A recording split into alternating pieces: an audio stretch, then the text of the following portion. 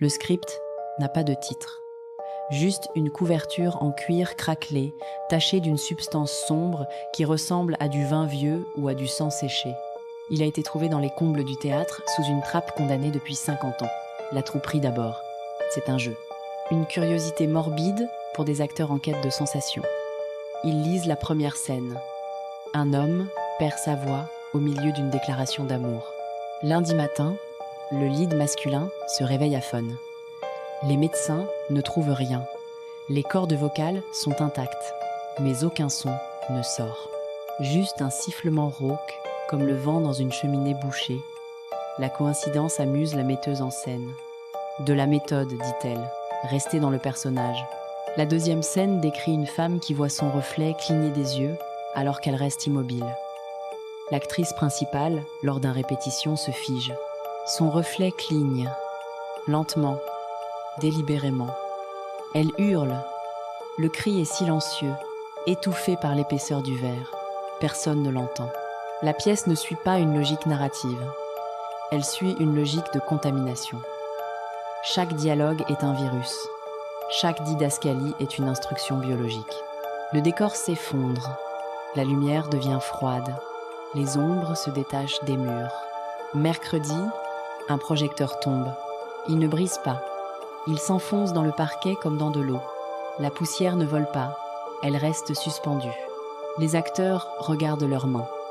Elles deviennent translucides.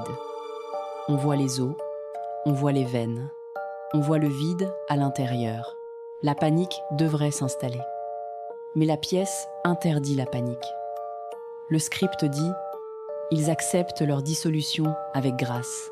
Jeudi, le décor change tout seul. Les murs du théâtre se rapprochent. Les portes donnent sur des briques pleines point cohue vertes de craquelures. Les fenêtres montrent l'intérieur de la salle, vide, attendant un public qui ne viendra jamais. Les acteurs sont seuls. L'acte 3 décrit la fin. Les acteurs deviennent le décor. Leurs pieds restent collés au sol, fusionnant avec les planches. La boisserie monte le long de leurs jambes. L'écorce remplace la peau. Les feuilles poussent dans leurs cheveux. Ils ne meurent pas, ils se transforment. Ils deviennent permanents, ils deviennent l'histoire.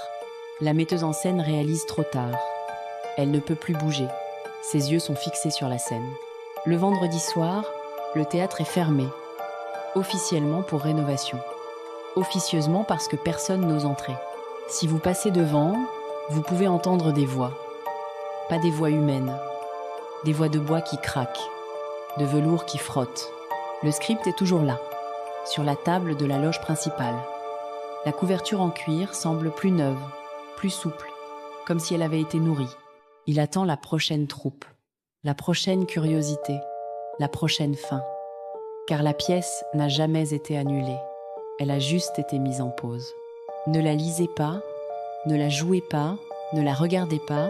Certaines histoires ne veulent pas être racontées, elles veulent être vécues, jusqu'à ce qu'il ne reste plus rien que le théâtre et le silence lourd.